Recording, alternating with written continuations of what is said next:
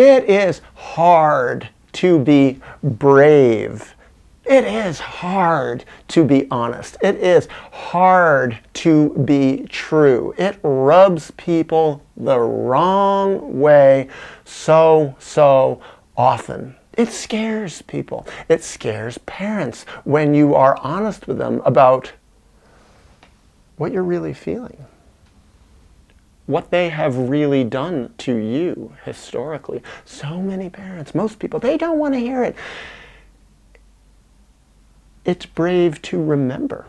It's brave to connect with your feelings. It's also very dangerous, I have to say that. That's why it's brave to do it.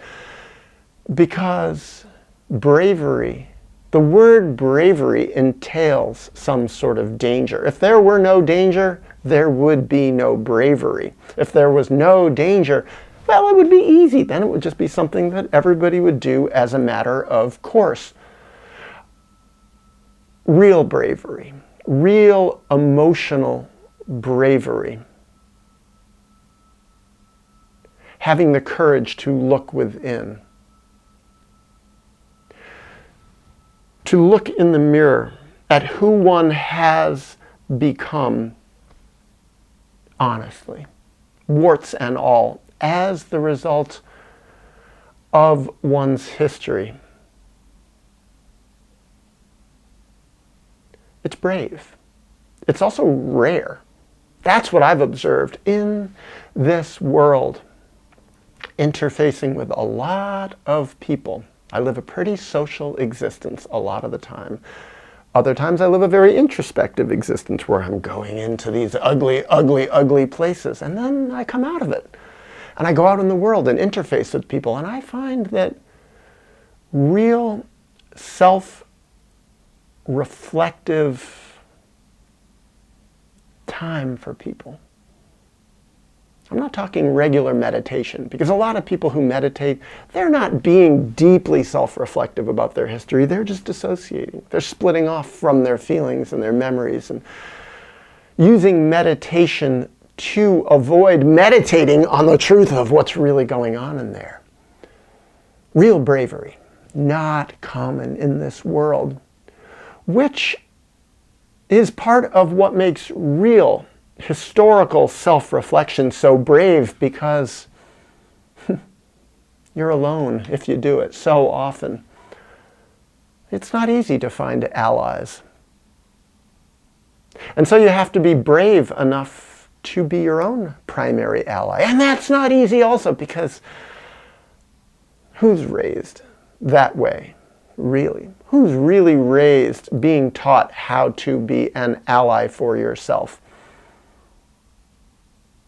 Most people, everyone to some degree or other, is taught to not be an ally for yourself, to split off from yourself, to split off from the truth of who you are and how you feel and what you really need and what you really want and what you really think and what you know to be true. Those are all dangerous things in this world. And when I say in this world, I'm not talking about government and society at large and humanity, Homo sapiens, or even schools, those ugly, awful places of indoctrination. The real place where I'm talking about being dangerous in this world is the young child's first world, which is the primary family system, the world of the parents. The parents being the king and queen of the baby's world, the gods of the baby's world. That is how much power the parents have in the world of the utterly dependent, needy baby who can't take care of himself or herself, can't feed himself or herself, can't change his or her diapers, can't do anything except for cry. And if people don't listen to that crying, then the baby is stuck and has to learn how to swallow his cries. It's brave to reclaim those tears. If those tears didn't work when one was a baby, And for every baby, to one degree or other, those tears don't work. I mean, if you're lucky, you had parents who saw your whole range of tears, but they don't. They see some of them, they hear some of them, they make sense of some of them, but only to the degree to which your parents are healthy.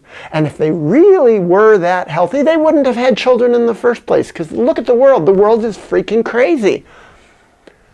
Parents don't have children because they are brave. They have children because they are cowards. They are avoiding their feelings. They're avoiding their history.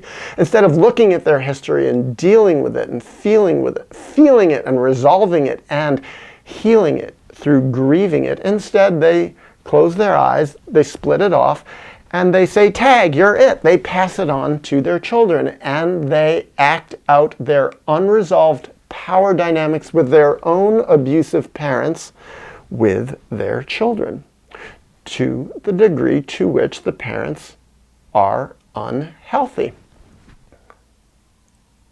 It's not brave to have children. It's brave to nourish the split off, buried, unhealed, needy, wounded, pained, violated, traumatized child within you. That is brave. And I admire anybody who does this. And I'll say this also. If you really want to heal, if you really want to nurture yourself and give yourself the best chance to grow and love yourself and be there for yourself and fight for yourself and become a healed and healthy and full person, if you want to give yourself the best chance, bravery is one component.